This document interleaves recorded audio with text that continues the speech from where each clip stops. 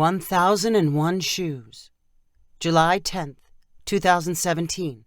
Buffalo, New York, USA. The weekend donation of clothes and shoes to the Salvation Army thrift store were typically sorted and ready for sale by Monday afternoon. Reggie Brooks knew that the newly arrived shoes were placed on a special rack. They sat there for 3 days before being moved onto the long shelves that separated them by shoe size. "Anything nice today?" Reggie asked Carla, the store employee who usually saved shoes she thought Reggie would like. "Reach up top," said Carla. "Size 11 loafers. The leather still looks good." Reggie strained to grab the brown loafers, which were not visible at first glance. "Hey, these are nice," he said to Carla, as he thoroughly inspected the shoes. "And size 11s, like you said. You know I can go up or down half a size, but I like to stick with 11s if I can." "They match your tie," said Carla. Reggie automatically looked down at his blue and tan striped tie, which matched his polyester slacks and long-sleeved shirt. "Nah, I've got a better tie at home for these shoes," Reggie replied. "How come I never see you without a tie?" asked Carla. "They have a dress code where you work?" "Not exactly, but I like to look nice." Reggie continued to turn the shoes over, giving them a thorough inspection. "You know, the heel's pretty worn on one side. How about I give you $4 for them instead of $5? Carla shook her head and smiled. "Always drive a hard bargain, don't you? I guess $4 is enough." Reggie followed Carla past the racks of used clothes and the section of the store reserved for couches and chairs, which were practically piled on top of each other. He paid with 4 $1 bills at the cash register. "I don't need a bag," Reggie said to Carla. "I'll see you on Thursday. Try to hold off on putting out any of the new shoes." To avoid the heat of the summer evening, Reggie hurried from the air-conditioned store to his car. He set the freshly purchased shoes on the passenger seat. They were just the type of find he liked. They had enough wear to take the stiffness out of the leather, and with only minor scuffs. The heel was not as bad as Reggie had made it sound when he talked Carla down to $4. Reggie hummed contentedly as he drove home.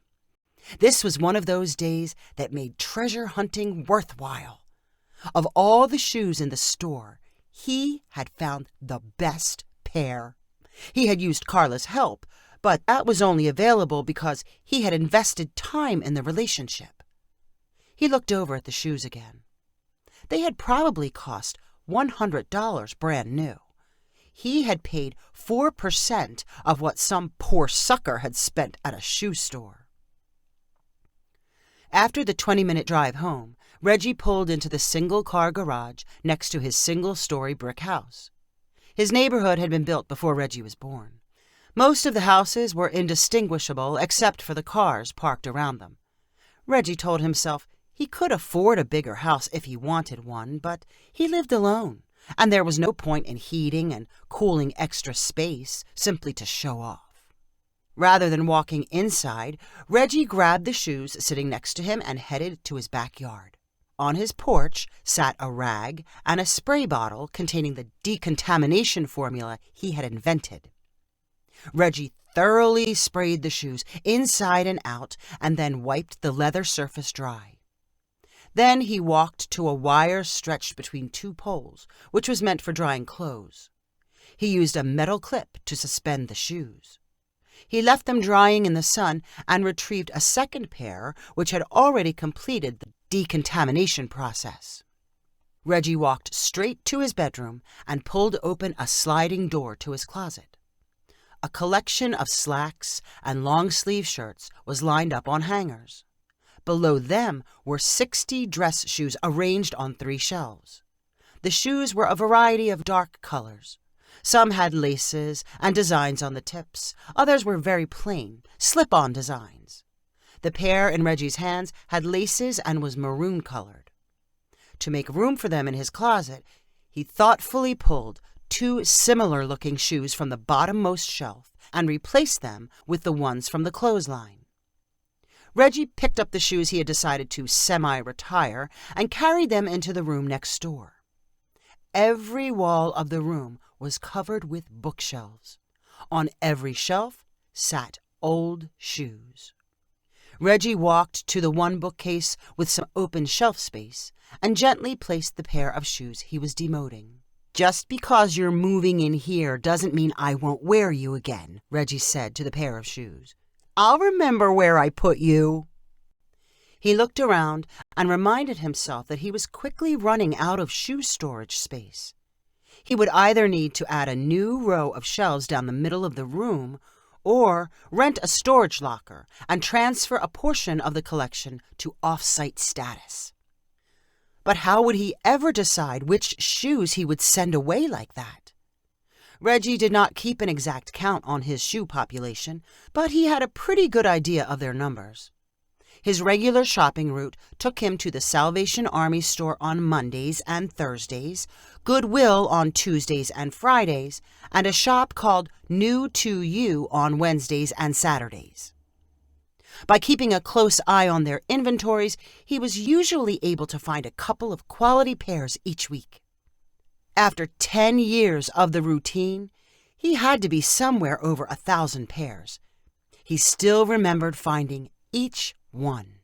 The shoe obsession was something in between a hobby and a lifestyle.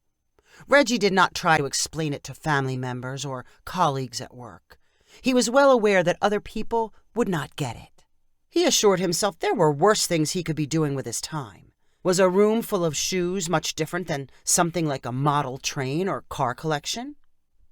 The next morning, Reggie finished his usual breakfast of orange juice and peanut butter on an English muffin. He went to his closet and first picked out his shoes, the maroon ones, fresh from decontamination. Then he chose a tie to match, followed by a shirt and slacks. He brushed his teeth for 2 minutes and added gel to his hair to keep it in place. He reached his desk at the city's water and sanitation department a full 15 minutes before work was supposed to start. The extra time in the morning allowed Reggie to water the climbing vine and yucca plants in his cubicle. The yucca was on a once-a-week watering schedule, and the vine twice a week. Reggie replaced his watering can next to his pictures of whales and lighthouses and turned on his computer. Reggie kept looking over his shoulder, but it was not until 8:30 when he finally saw what he was waiting for. Twyla rushed past, dripping frazzled blonde hair and rubbing the wrinkles in her skirt. She ducked into the cubicle 2 away from Reggie. He could only see the top of her head, but he knew she was applying lipstick. The phone on his desk rang. "Was anybody looking for me?" Twyla whispered when Reggie picked up. "No, not yet." "Where have you been?" "Dealing with the usual stuff. I won't bore you." "If Rolandi showed up, I was going to tell him your cat had kittens." "Yeah, good one. Hey, can you take some of these past due cases for me? I'll never finish them all." "Sure, no problem." Twyla stood up and walked to the break room. Reggie listened for her laughter as she sipped coffee and chatted with coworkers. He did not see her face to face until the 10 a.m. staff meeting with Mr. Rolandi. She made a point to sit next to Reggie at the meeting room table. "Tell Rolandi he's already told us about expense reports 1,000 times, Twyla whispered to Reggie as the meeting got underway. "I'm not telling him that," Reggie whispered back. "Tell him you think his fly might be open." Reggie suppressed a grin. "You tell him." Twyla raised her hand. Reggie turned red with embarrassment. Mr. Rolandi stopped his droning and gestured for Twyla to ask her question. "Mr. Rolandi, I noticed you're wearing new glasses." "These aren't new," Mr. Rolandi replied in confusion. "Well, they look real nice anyway," said Twyla. "Thanks, I guess," replied Mr. Rolandi, as Reggie kept his eyes nervously glued to the table. Twyla gently elbowed him in the ribs and did the same thing when she sat down next to him in the lunchroom. Lunch was often a time for her to vent about her 2 preteen kids or her ex-husband. She lived in an apartment with bad plumbing and barely any air conditioning. She had friends from high school who still hung around and kept her up too late at night. "So, Reggie, we've been eating lunch in the same room for 2 years," said Twyla, quietly enough so only Reggie could hear. "I'm starting to wonder why you haven't asked me out." Reggie almost spit out his bite of sandwich. "You don't have a policy about dating people you work with, do you?" No, I don't think so." "So? Why is it?" Reggie shrugged his shoulders, but he knew exactly why. He was afraid of rejection. Twyla was fun and lively and beautiful. Why would she be interested in him? And wasn't he too old for her? Maybe it only seemed that way. "I'd be up for dinner if you are," Twyla said with a sweet smile. "My kids are with their father, so I don't need a sitter." "You and me? For dinner?" said Reggie, as if he was trying to catch up on the conversation. "Why don't you pick me up at 7 o'clock? Reggie skipped his usual visit to the Goodwill thrift store that afternoon because he was so nervous. He went to his closet and picked out his favorite pair of black wingtips. Then he changed his tie. Then he changed his shirt and pants. When Reggie knocked on Twyla's door, she called that the door was open and he should come inside. He pushed aside some shopping bags and sat on her lumpy couch. She emerged from her bedroom, took one look at Reggie, and laughed out loud. "You dress like you're going to work. I was hoping to see you in something different." "Sorry.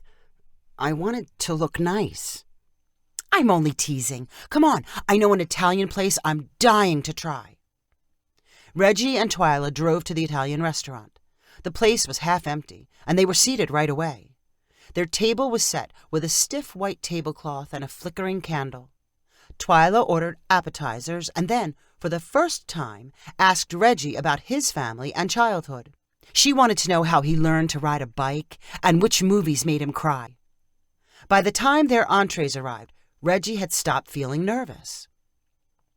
Twyla told him about her goal to visit all 50 states and bring back a bumper sticker from each. She only had 28 to go. Reggie paid the bill and drove Twyla home. "That was really nice," she said. "We should do it again real soon." "We should?" "Yes, we should. You should probably ask me out for this weekend." Reggie sat on his bed that night, wondering if it had all been real. He had imagined something like that for a very long time. Had his mind simply manufactured something so vivid that he could actually remember the feel of the tablecloth and the smell of Twyla's hair? She was late again the next morning, but instead of sneaking to her cubicle, Twyla stopped at Reggie's. She carried a plastic shopping bag. She handed it to Reggie with a satisfied grin. "I got this for you a few days ago. You're always wearing old shoes. I thought you deserved something new." Reggie automatically looked down at the black loafers he was wearing. He had added polish to the leather, but they were obviously scuffed. He reached into Twyla's bag and pulled out a shoebox. Inside, wrapped in paper, were a pair of black Oxfords. They shined like a dark mirror. "You like them?" asked Twyla. Reggie quickly calculated in his head how much the shoes cost and how many hours Twyla worked to pay for them. They were the most expensive gift he had received since graduating high school. "They're beautiful," said Reggie, "but they're too much. I can't take them." "Sure you can. I owe you. Think of everything you do for me around here. And I want you wearing them when you take me out on Saturday. Try them on." "No, I'll wait." The shoes sat on his desk until he drove them straight home, bypassing his scheduled visit to New To You thrift store. There was no need to decontaminate shoes from a box, so Reggie slipped his feet inside them and tightened the laces. They felt tight and stiff. He walked back and forth between his bedroom, kitchen, and shoe storage room. He stared down at Twyla's Oxfords, and could not find one imperfection. Were they worth 20 pairs of shoes on his shelf? They had cost the same. He would have to wear them for 30 days before he felt comfortable, but Twyla would expect to see them. He loved eating dinner with her. He loved how she could make him laugh. She actually seemed interested in him. But Reggie had also seen her on bad days when she sat alone in the lunchroom, angry at her kids and crying into her phone. She was far from perfect. Maybe very far. And he had already missed 2 days of shoe shopping. The next morning, Reggie woke up earlier than usual. He skipped his peanut butter on English muffin and stared at the new Oxfords sitting in front of his closet. What would it be? Them or the 1,000 other pairs he had worked so hard to find? Twyla's first stop that morning was Reggie's cubicle. She immediately looked at his feet. "Nice shoes," she said with a satisfied smile. Reggie smiled back, even though his toes felt pinched.